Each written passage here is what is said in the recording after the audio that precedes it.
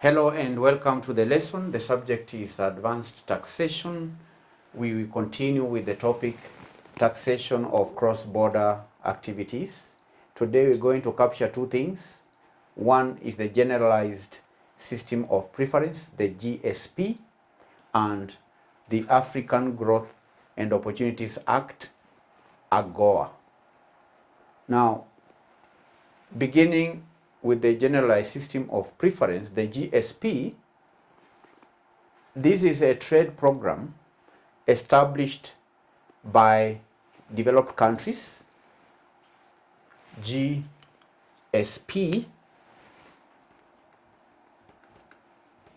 is a trade program established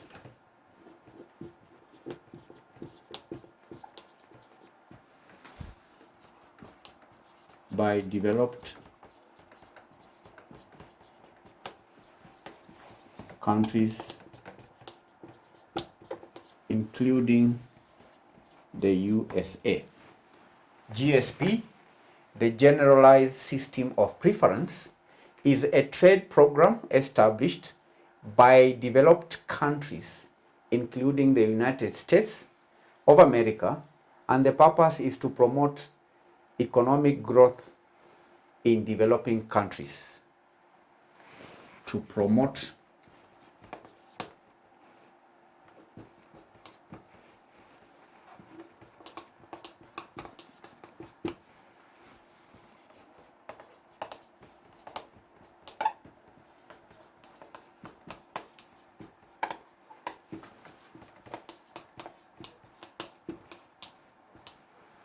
the Generalized System of Preference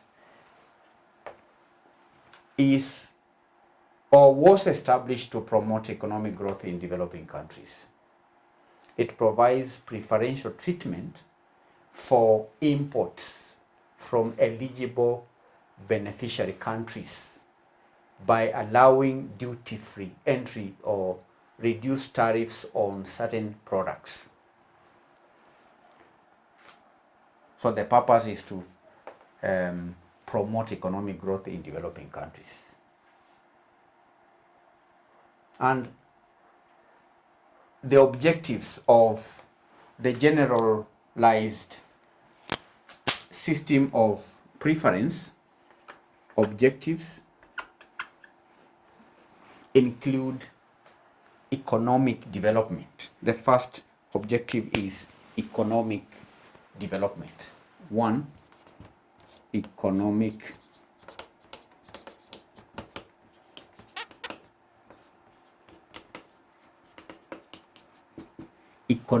development. GSP aims to promote economic growth and development in designated beneficiary countries by enhancing their access to international markets. So economic development, that is the first objective of the GSP. Two, trade promotion. Trade promotion. The GSP promotes or encourages, I can say encourages trade relations between developed countries and developing countries by providing preferential treatments to products from beneficiary nations. So these are the two key objectives of the GSP, the Generalized System of Preference. And there are a few key features of this program. Features of the GSP program. The first one is eligible beneficiary countries. Eligible beneficiary countries. Eligible beneficiary countries. Number one, eligible beneficiary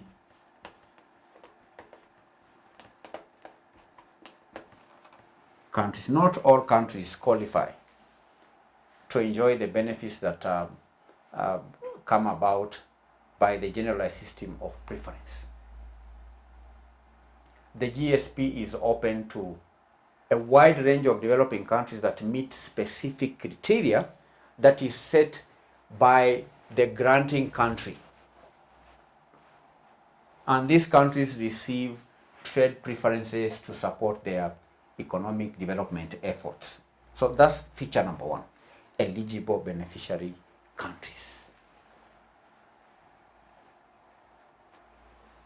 Number two is in relation to tariffs. The second feature we can say, or we can term it as preferential tariff treatment. Preferential tariff treatment. Preferential tariff treatment. Under GSP, eligible products from beneficiary countries can enter the granting country's market with reduced or zero tariffs, making them more competitive to products subject to standard tariffs. Preferential tariff treatment.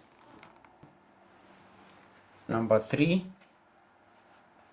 eligible products. Eligible products. The GSP covers a wide range of products that are allowed to be exported to the developed countries by the eligible beneficiary countries. There are eligible products. We have eligible beneficiary countries, then we have eligible products that are allowed into the developed countries under this program. 4, periodic review and renewal. Periodic review and renewal. GSP status is not permanent. That's another feature of this program. The GSP status is not permanent. It requires periodic renewal or extension by the granting country's legislature. All right? It's not permanent. It's subject to renewal. It's subject to regular review and renewal. Periodic review. Now, what is the impact of the generalized system of preference? Impact.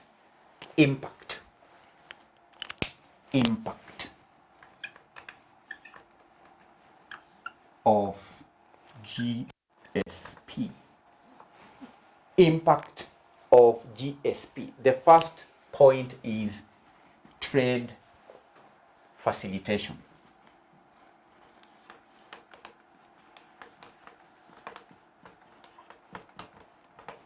Trade facilitation.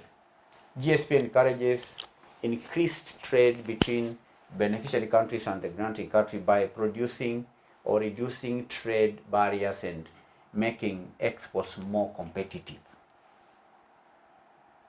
It facilitates trade. The second impact is in relation to economic growth.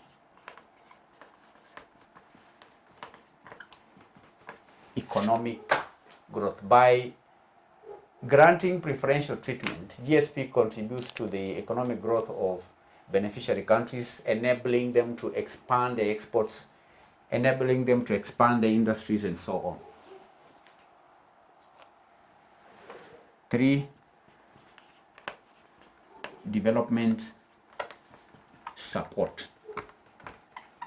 Development support. It serves as a tool for development of the nations.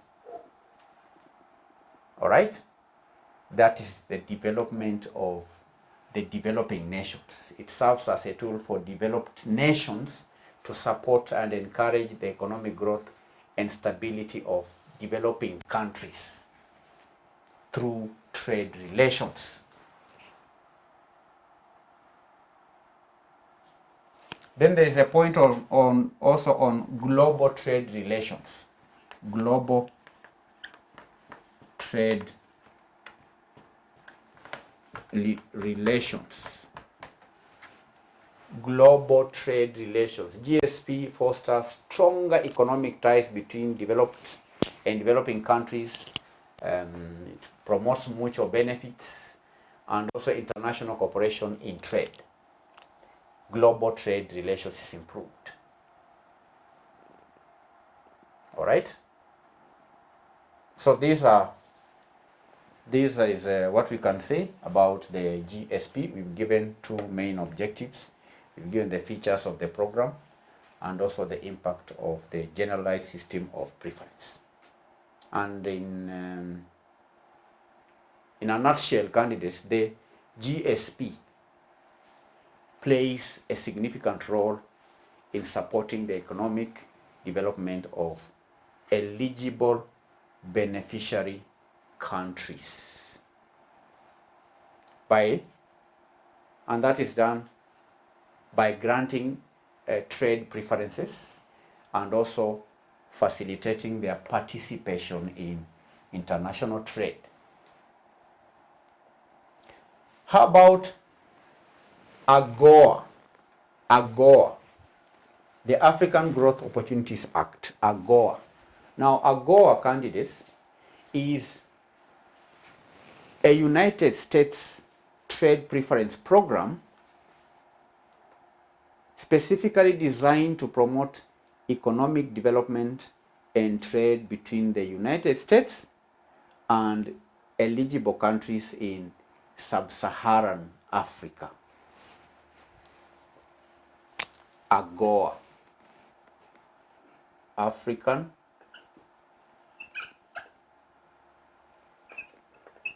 Growth and Opportunities Act, AGOA. I've said it is a program established by the United States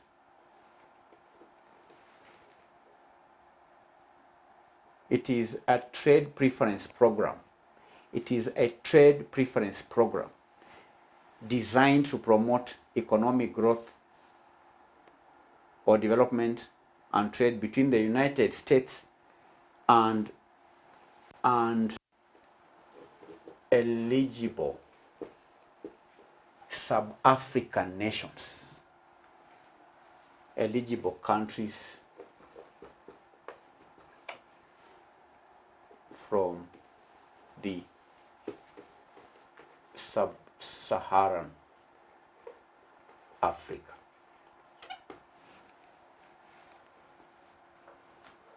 It is just like the generalized system of preference, but for AGOA, it's a program that is established to offer support. It is a program that is put in place by the United States as a trade preference program to promote economic development and trade between the United States and eligible countries from the sub-Saharan Africa. Sub-Saharan Africa. So what's the objective of AGOA? Objectives. Now, the main objective of AGOA is promotion of trade. Promotion of trade. This program is established to promote trade. AGOA aims to enhance trade and economic relations between the United States and eligible African nations by providing preferential market access. Preferential market access. 2. Economic growth and development. Economic growth and development. It seeks to foster economic growth, job creation, and industrial development in sub-Saharan African countries. These are the two main objectives of the AGOA. And just like the GSP, this program has some key features.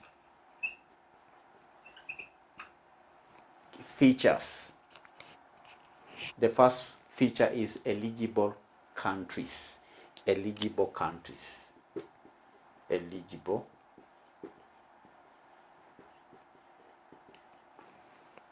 Not all countries can enjoy the benefits that come with AGOA program. AGOA is exclusively available to eligible countries in sub-Saharan Africa. These countries must meet specific criteria outlined in legislation to qualify for AGOA benefits. There are also eligible products.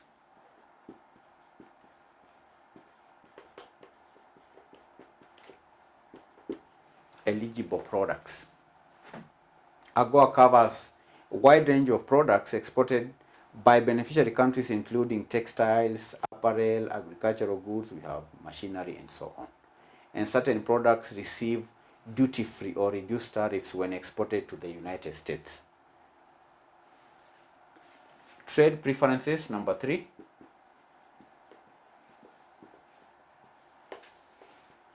Trade preferences. AGOA provides duty-free or reduced tariff treatment for eligible products, making them more competitive in the United States market compared to goods subject to standard tariffs. 4. Support enhancement. Support and enhancement. Besides preferential trade access, AGOA includes provisions for capacity building, technical assistance, and support for efforts to improve governance and economic development in beneficiary countries. Another feature is extension and renewal.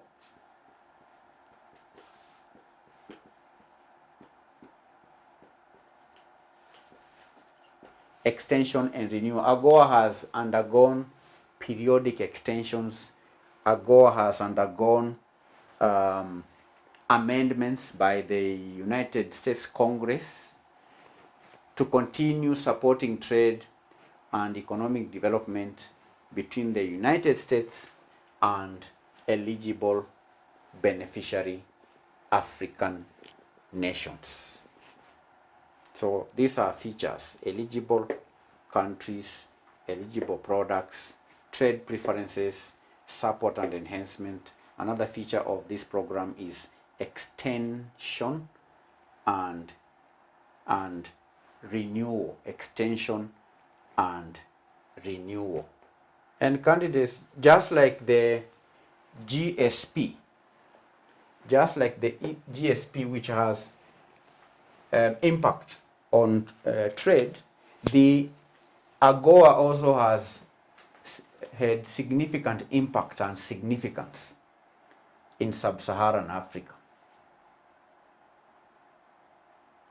This significance can be seen in trade and economic growth. AGOA has facilitated increased trade between the United States and sub-Saharan African countries, providing opportunities for economic growth, providing opportunities for diversification, and so on. Another impact of AGOA program can be seen in the employment of employment in sub-Saharan Africa, as well as the industrial development. Employment and the industrial development. Because candidates, by supporting exports from eligible countries, AGOA has contributed to job creation. AGOA has contributed to the development of industries, particularly in sectors like textiles, industries like apparel, and so on. The third impact is regional integration. How? Because AGOA promotes regional economic integration. AGOA promotes cooperation among African nations by encouraging trade relations with the United States. The fourth effect of AGOA is in relation to foreign direct investment, the FDI. FDI, foreign direct investment. AGOA has also been instrumental in attracting foreign direct investment in various sectors in eligible African countries, and that has boosted economic development. So those are 4 effects of AGOA. Number 1, I mentioned trade and economic growth. Number 2 is employment and industry development. Number 3, regional integration. Number 4, foreign direct investment. 4 areas: trade and economic growth, foreign direct investment, regional integration, employment and industry development. So candidates, in summary, the African Growth and Opportunities Act, we can say, plays a significant role in promoting trade, economic development, and cooperation between the United States and eligible sub-Saharan African countries by providing preferential market access and support for the economic growth efforts. And that effectively brings this lesson to an end, where we studied the Generalized System of Preference and the African Growth and Opportunities Act. We've discussed the objectives of both programs, the features of both programs, and the impact of both programs. I'll now give you today's assignment on the Generalized System of Preference and AGOA. Question number 1: what are the key differences in the trade benefits provided by Generalized System of Preference and the African Growth and Opportunity Act to eligible countries? And how do these benefits differ in scope and impact? Number 2, what are the eligible requirements for countries to benefit from GSP and AGOA? And how do these criteria reflect the objectives of each trade preference program? Number 3, discuss the economic impact of GSP and AGOA on beneficiary countries, and how do these trade preference programs influence trade volumes, economic growth, and development in eligible nations? Lastly, what challenges or criticisms exist regarding the effectiveness or fairness of GSP and AGOA, and how have these programs addressed or navigated any shortcomings over time? That is your today's assignment. Thank you for attending the lesson. Bye-bye.